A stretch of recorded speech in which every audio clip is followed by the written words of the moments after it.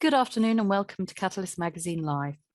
Our guest speaker today is Alan Denton, a quantum ambassador with STEM Learning. Alan will be talking to you about the exciting world of polarized light in his talk on the peculiar powers of polarization. Alan, welcome to Catalyst Magazine Live. Thank you very much. Thank you. And often you come to a talk and you get a lot of preamble, a lot of introduction. I'm not going to do any preamble. I'm going to go straight in with some science. And I want to tell you some science so that we can then explore some of the ideas using this understanding. Some of you will already have the understanding that you need. Some of you will be a refresher. Some of you it might be fresh for. So no preamble. We might have some post-amble or some mid-amble, but no preamble. So here we go. Light can be polarized with filters. So normally light comes from a light bulb or from the sun. Not as much sun today, but light is coming along and it's polarized in lots of different directions all the time. You can polarize it with a filter. What that does is it reduces the amount of light that's available, but all of a sudden there'll be an oscillating electric and magnetic field. We don't need to worry too much about that, but all lined up. It can also be partially polarized by reflections or by scattering. So we need to know that light has got this weird property. It's a transverse wave and it can become polarized along the way. But that means that if you've got light that's already polarized and you pass it through a new filter, everything can carry on getting through it. If, on the other hand, you have light at 90 degrees to the filter, it will all be blocked. So zero of the light will get through. What's really interesting today, in particular, is the edge condition, which is at 45-degree angle, 50% of the intensity will get through. So let's have a look at that. So we've got fully intense light, and then we've got only partially some of it getting through. Okay. Now I'm going to show you my second favorite experiment of all time. I'm going to do a quick stop of the videos to try and make me bigger. So my second favorite experiment of all time requires exactly that. So here's a polarizing filter. If we've got the filter at a 90-degree angle, none of it gets through. You can't see me, you can't see anything in the room. If you've got it in the same direction, some of it gets through. So that first filter lets light through, but it's already polarized. I chuck a second filter up, it still gets through, and it's okay. But my second favorite experiment of all time involves putting a third filter in. So at the moment, all that light is blocked. There is no light getting through. I put my hand behind, you can't see it. It's not there. If I do anything I like with a filter in front of it, nothing happens. If I do anything I like with a filter behind it, nothing happens. But if I place this filter at 45-degree angle in the middle, all of a sudden, and hopefully it's bright enough in my room that you can see it, but all of a sudden you can see through it. Yeah, it's just about bright enough in my room that you can see. Okay, so that's my second favorite experiment of all time, because adding something in all of a sudden enables more things to get through. We always think of filters as as blocking things out, rather than, in this case, enabling stuff to get through. What has all polarization got to do with nature? So we, human beings, I'm assuming you're all human beings, we cannot detect polarization with our eyes. We're oblivious to it. However, some animals use polarization. They've got some level of polarization built into how they sense the world around them. So let's consider how that might help a bee. So we're going to be talking about what kind of selective advantage it could have if that bee has been able to detect the polarization of light. Well, before we understand that, we need to kind of familiarize ourselves with the sun. It's a big burning thing up there. But when it scatters the light, the reason why the whole rest of the sky we can see is because the light rays from the sun are scattering off the particles in the air. Okay? If we didn't have an atmosphere, you would have the big bright sun, but you wouldn't be able to see the rest of the sky because there would be nothing it's scattering off. So if you're on the moon, for example, no atmosphere, you just see the sky and the stars. But we get all this scattering. And when it's scattered, when those light rays are scattered, they become partially polarized. And the direction of polarization I've tried to draw on here. So it goes round in concentric circles around that sun. Now, how does that help a bee? Well, we think it's the bee is detecting that polarization somehow. So if we consider a bee here on a cloudy day or in a woodland or something, and they can only just see a small part of the sky, because there's this kind of curvature to it, we think the bee can infer the direction of the sun, and therefore the bee will be able to help itself navigate by figuring that out. Okay, so first of all, how does that work? How does the bee detect the polarization? Well, we think it's kind of got sort of almost look like a polarized eyes, and if it rotates its head one side and then the other side, so if it does that, it'll get a bit darker in one direction, a bit lighter in the other direction, and so it's able to work out what the orientation is of that polarization. So with that in mind, and I don't know, I'm hoping that I can see your answers come through the chat box. Where do you think the sun is based on that small patch of polarization that the bee can see? So hopefully I'll see things pop up on the chat. I'm only going to give it another 15 seconds.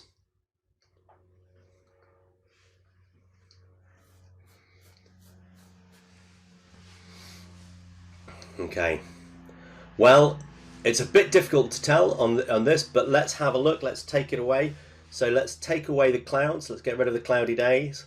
And if you said B, then you are as clever as a bee. So it was back in the center of that circle. So it's difficult because you can only see a portion of that those concentric circles, but B is the answer to the location of our sun. Okay, and bats as well, and other animals we know navigate, or we believe can sense the polarization. We can do experiments that detect, that show that they can detect the polarization, and they can be influenced by it.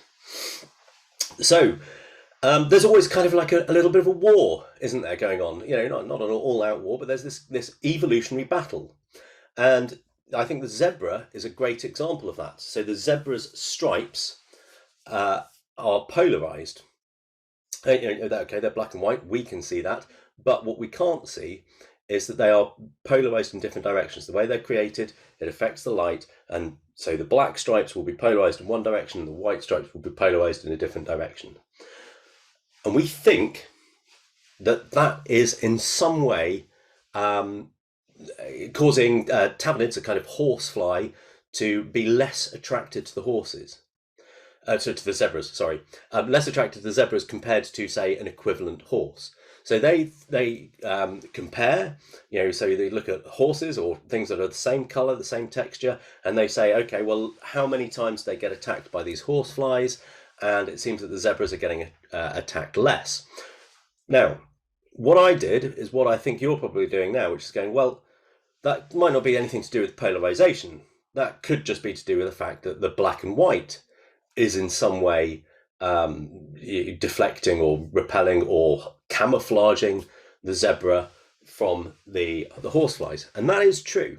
But so they do the next experiment, and the next experiment is to take a brown horse. Now you and I look at that, and you see a completely brown horse, and you go, okay, that horse is brown, and that's fine. But what you can do is you can kind of cause it to become polarized. So they coat it in some way so that the polarization is there in the same way that it was with the zebra. You and I, we don't have eyes that can detect that. It looks still like a completely brown horse. However, to the tavanids, there's all of a sudden we've got these polarization patterns that are coming through, and they were able to show that even on that, what looks to us like a brown homogeneous horse is less attractive than if it was just a brown homogeneous horse. And they go even further as well, and they kind of try and find the optimum size of stripes that repels the tavanids. And they try the same experiment with multiple thicknesses of stripes, and they find that there is like what I call the Goldilocks stripes, the optimum level of having those stripes. So they're not too far apart, they're not too narrow, and it does exactly that kind of reflective or the repelling of the horseflies.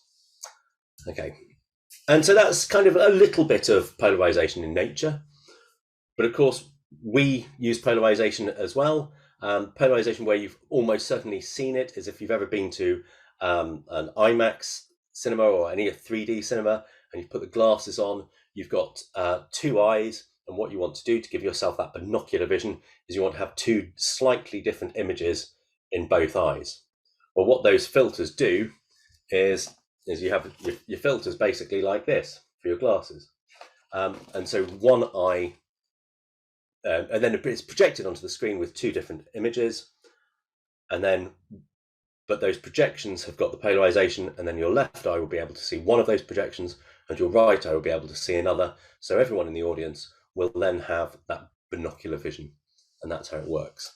And you may not be able to see it, but the screen that you're certainly watching this on will, if you go close enough, will have very, very small, tiny pixels made up of that are red, green, and blue, corresponding to the kind of the peak correspondence of our cones in our eyes.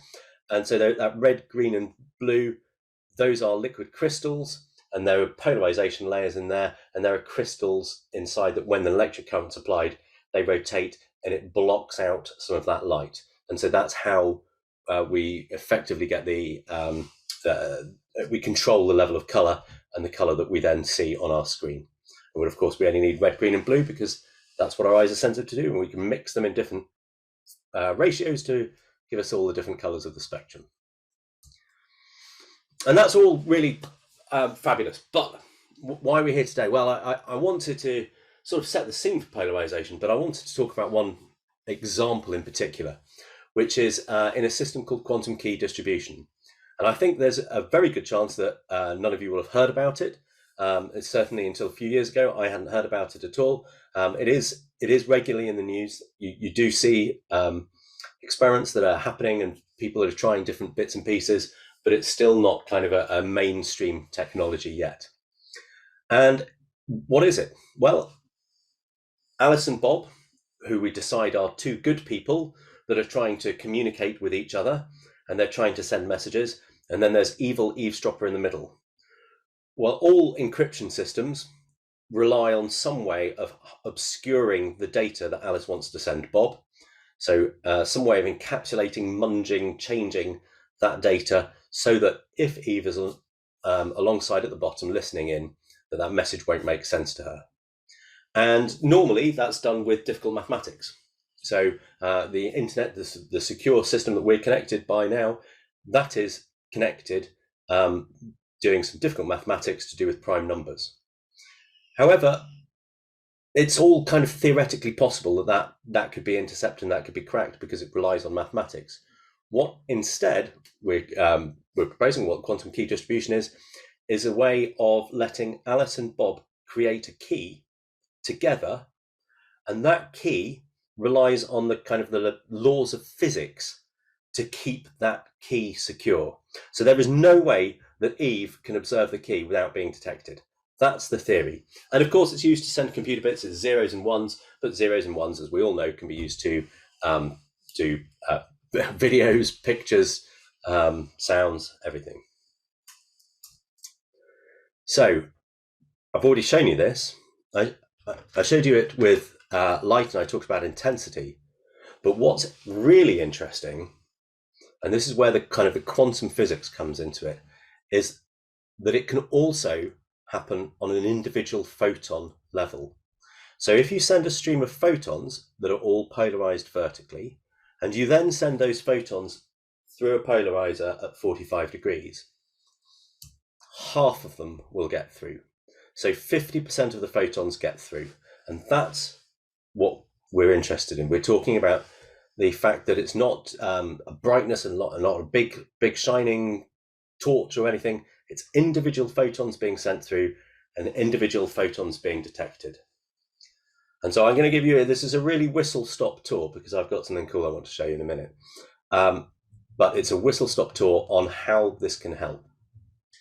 Now, the way that it works, and it's setting up a key. So Alice talks to Bob, but what she's doing is she's not sending a message at all. She just sends a random stream of photons to Bob. And that random stream will have 4 different orientations of photons. So it'll be either horizontal or left diagonal, which she represents as 1, or it'll be vertical or right diagonal, which means a 0 for her. Bob, meanwhile, listens in. He only needs to pick from two filters, and if he receives a photon, he says, okay, I got a 1. So that's the outline. So we're not trying to send a message, we're just talking about random things, and it must be, Alice must be picking at random, and Bob must be picking at random. And then over time, think there are 4 possibilities for Alice and 2 possibilities for Bob. 4 times 2, there are 8 possible things that can happen. So if you go through them kind of one at a time, so Alice could send a 0, but when Bob listens in, he doesn't get anything. So he thinks, yeah, okay, I didn't get anything, so that's a 0. So I'll record it as a 0. She sent a 0, he sent a 0. And the next one down, she's sending that meaning 0. He's now chosen a diagonal, but it's got a 50% chance that photon can get through.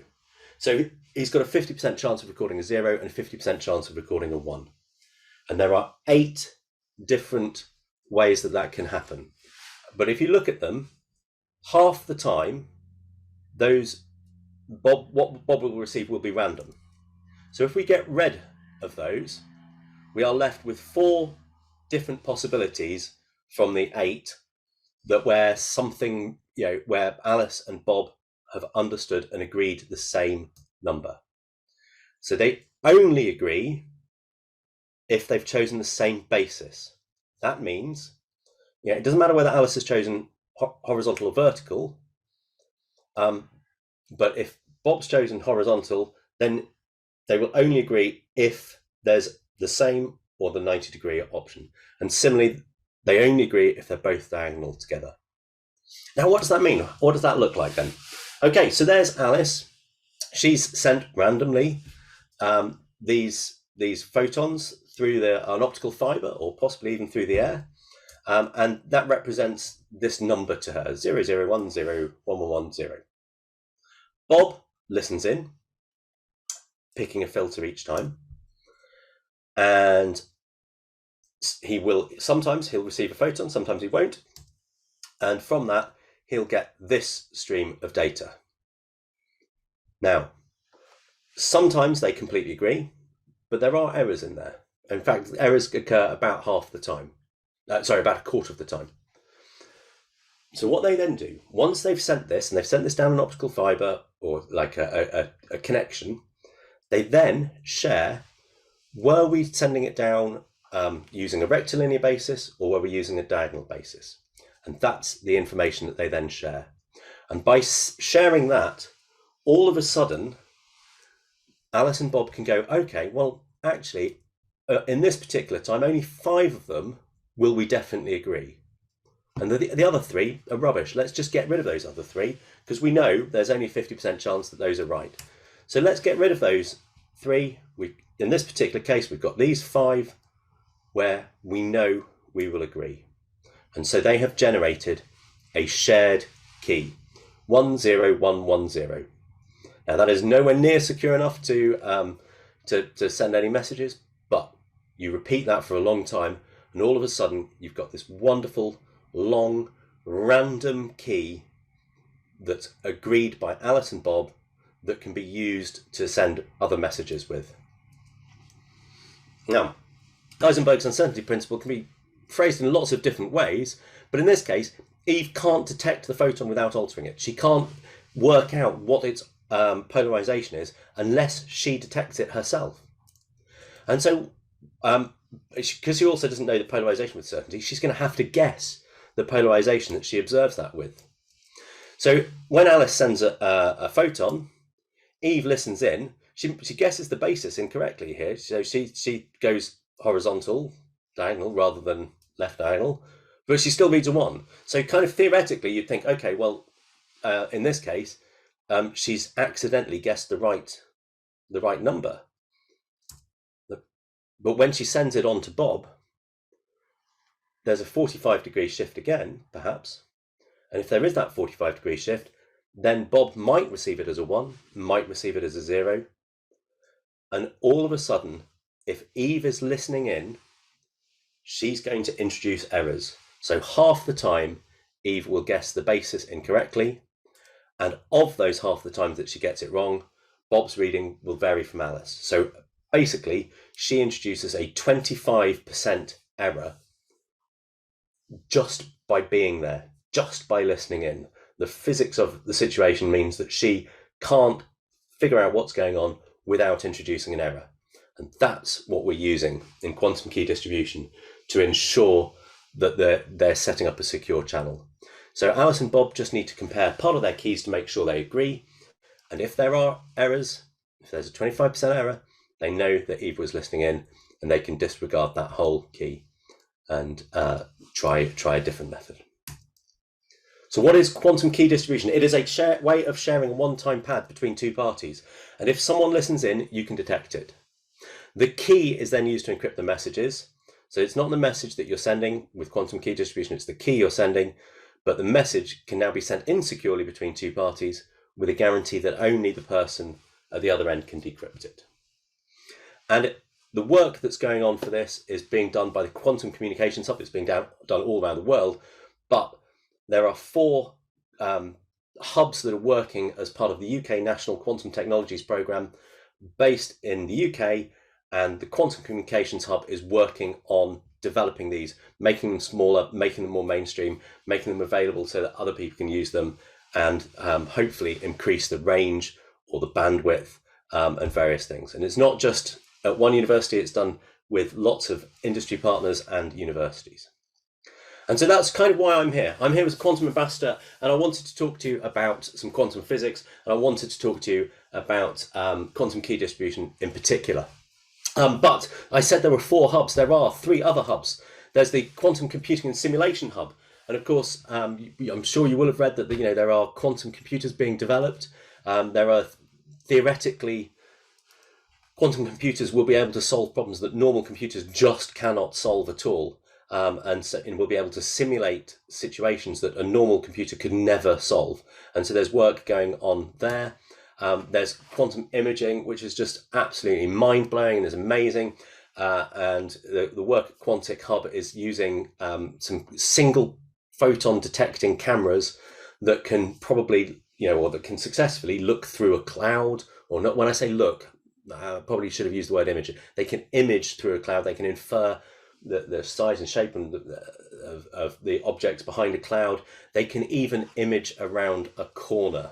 Okay, so you imagine a brick wall, they can image around that corner. It's fascinating stuff. And then the Quantum Technology Hub for Sensors and Timing are doing some incredible things to improve the quality of sensors that you're using.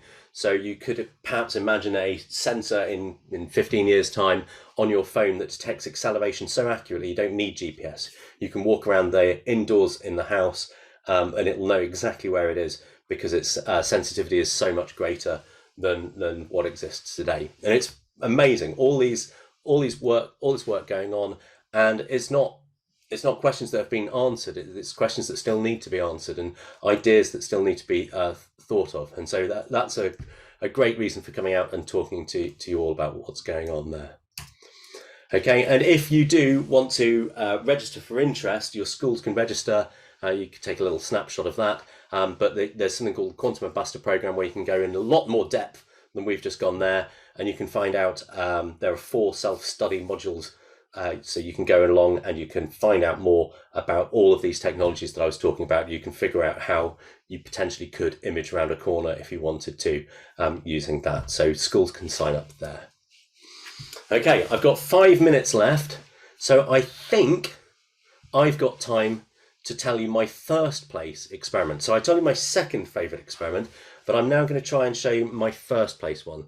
So I have to just do some technology. I'm going to turn my lights off because you're going to look instead out of the window. So hopefully I've got that set up. So you're now looking out the window. Wave hello, Alan. Hello there. I have got a polarizing filter on my window. And my polarizing filter, we'll say it's vertically polarized. And we're going to try and answer the very simple question of what colour is sellotape. So there's a piece of sellotape. If you want to, you can type in what colour is sellotape. or you can try and answer it in the bit below. But so while you're typing that, I'm going to stick this piece of sellotape on top of my polarizing filter there. Okay, so hopefully you're all replying. Now, the very, very, very surprising answer to what colour is sellotape is it's clearly colourless or transparent. Someone says it's green. It certainly does look a little bit green. Can you make it so we can? Oh yes, of course. Thank you very much. Sorry, I meant to do that. Thank you for reminding me. I think that's as big as I can make it.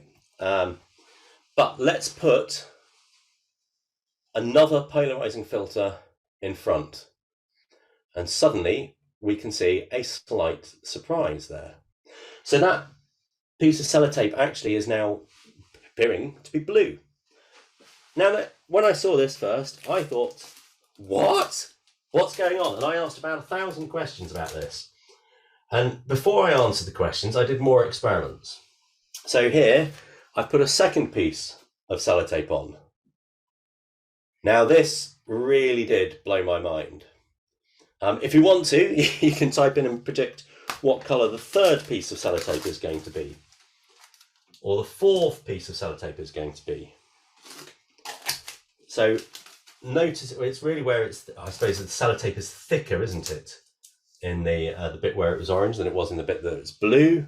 So people are wanting red, they're wanting red. Let's see what we've got now. Well, we've got a purple, we've got a green, we've got our orange, we've got our blue. And this blew my mind, and it kind of undid everything I understood about light and about physics, because I thought all of a sudden it's changing colour. It can't change frequency. How could it suddenly change frequency? And how could it appear to transform at different ways? And then I put a piece on at another diagonal here. And this really upset me, this bit here. All of a sudden there's more light here where there's two thicknesses than there is where there's just one thickness. And that, to me, didn't seem to make sense. But it also helped me to come up with an answer for it. So I'm going to just finish my picture for now. I mean, I could do this all day. I mean, I really could spend a lot of time doing this.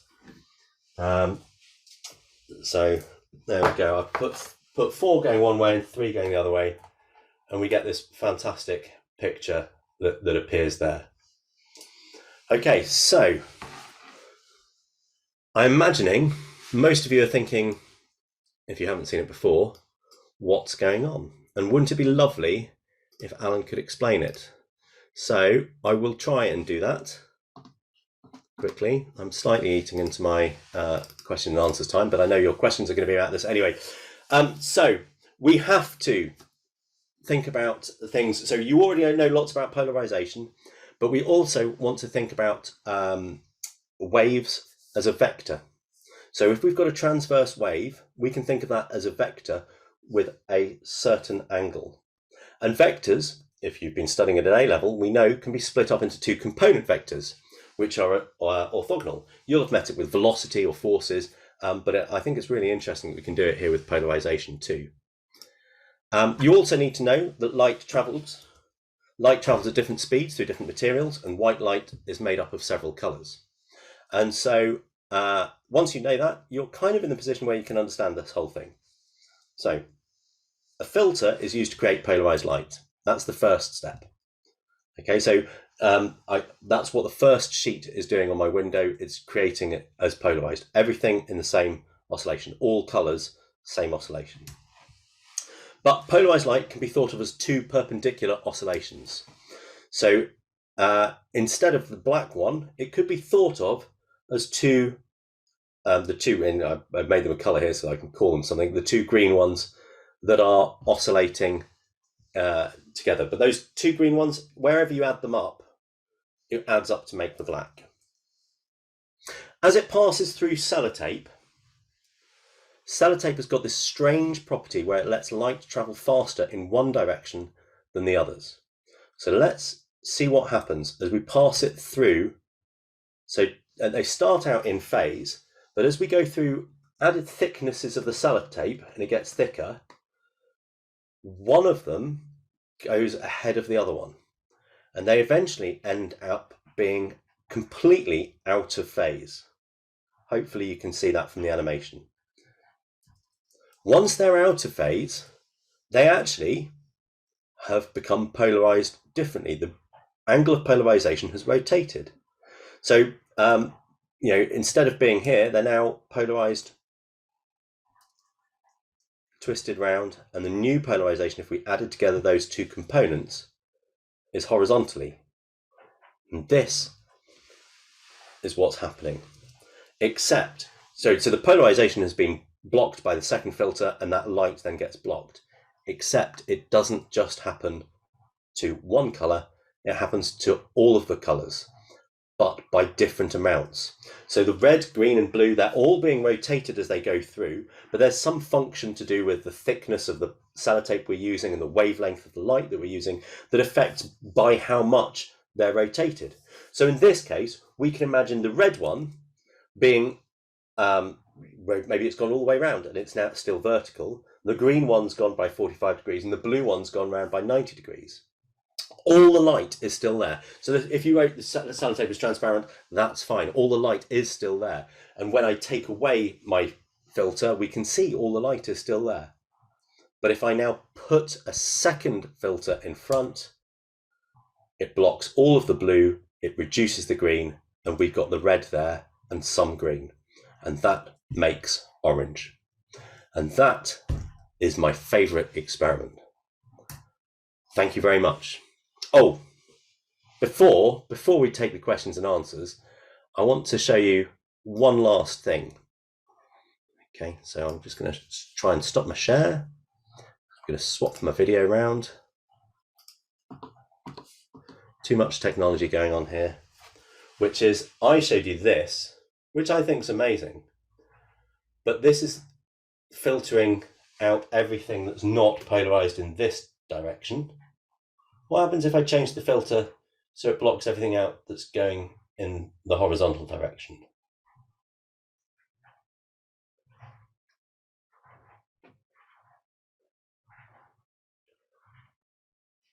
And that is the end of the formal talk. So, chance for anyone to ask any questions. So does anyone have any questions? Pop them in the chat box and I'm really happy to take some. Hopefully everyone was able to see that. Please let me know if that succeeded for you.